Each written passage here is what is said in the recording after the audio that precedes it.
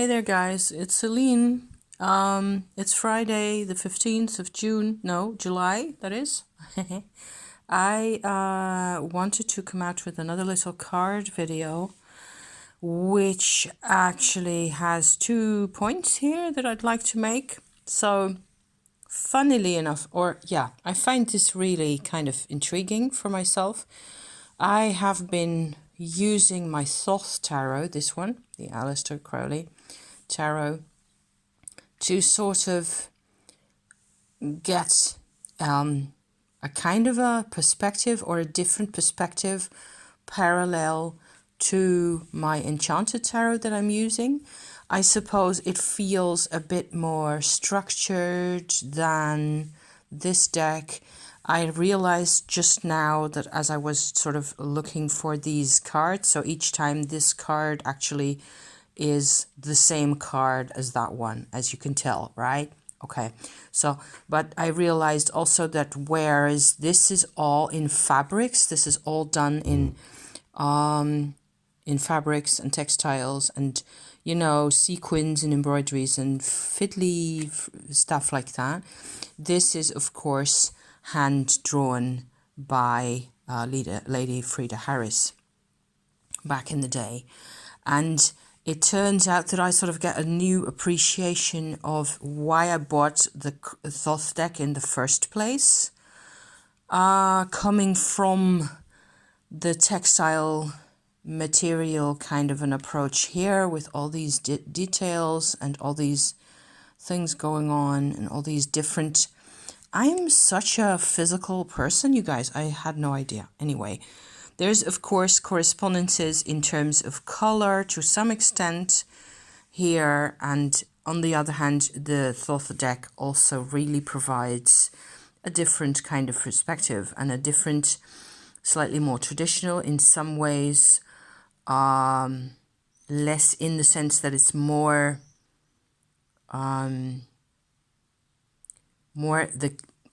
the tarot canon of a sort, if you like, than this one. I think the Enchanted tarot is more personal, more emotional, and it's been working like a charm for me, certainly, and that's part 2 of my story here in this type of spread thing that I've been doing. So, like I said, the 6 cards that you see here are in these 2 decks the same, you know, the same cards.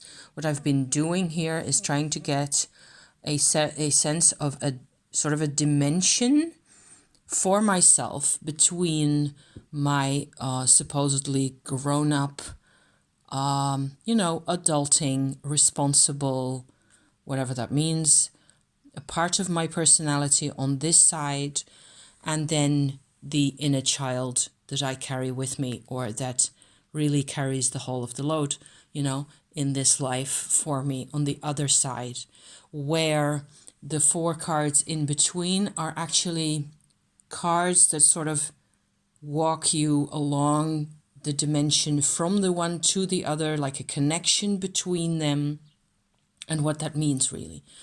So I could go into all sorts of details for this, where I found that, okay, so the inner child card, the inner child perspective, the pure eye of the inner child is represented by this card here, which is the Knight of Hearts. So the Knight of Cups, right? In the Thoth deck, by the way, it looks like this, I think. The Prince, the second of the court cards. I've always looked at them as having sort of the same order as the, you know, regular traditional court cards. It's kind of complicated. Anyway, you get a Knight of Cups in the Thoth deck as well, but it's supposed to be the king, really. So just to compare the figure on the horse, this is actually the normal, in terms of the hierarchy of the courts, this is the knight position, okay? So for my grown-up side, I get the actual king. So that is an actual knight in the Thoth deck of wands this time. So there's a fire and water sort of a dichotomy going on along this whole dimension here. I think I picked 6 cards to represent this dimension in order to have a sort of a clean break in the middle, because they're symmetrical. You get deeper perspectives going in. There's a mixing of the perspectives. There's also historical. What you get is like historical layers, where I feel very much that this card here, the Queen of Pentacles, very much represents my mother still, who was in, you know, with all the faults in the life that we shared and all the mistakes we made. She was very much a protector of my inner child, most definitely. So there's still an echo of her in there. There's also an echo in how my priorities get organized in my life. She definitely, this card, or the aspect of me that this card represents, really helps me still to protect me, or to make sure that practical things get taken care of, which is rather important for me, you know, to just think of, you know, be reminded of the practical aspects of your life, you know, food and drink and sleep and showers and so on. And also a certain measure of enjoying your life, being in control of your life, those kinds of things, you know. Whereas the 7 of Swords, which sits right here, actually represents, actually both of these you could see as sort of refracting surfaces almost along this dimension, going from my grown-up side, and the way this king here, or this very controlling figure that I'm supposed to, you know, apparently be in my daily life, deals with emotions and events in these kinds of contrasting ways, you know, that you could go into those. Actually, I see like this whole dimension as having sort of fractured light, panes of light in going in, you know, and the perspective is as valid coming from the left inward as from the right outward. They're as valid, and they're historically valid, and it all makes perfect sense for me, you know. So hence I was just trying to make you sort of get the point of this set of cards here, and also make you see, if possible, you know, the relevance of incorporating a different deck in your approach and seeing where that takes you. For example, the 7 of Swords here, which is like one of those breaking light kind of a surfaces in the whole spectrum of things, where, or maybe an absorption line in the spectrum is one way of putting it. The word it says here at the bottom, it's the English word futility for the 7 of Swords, like so.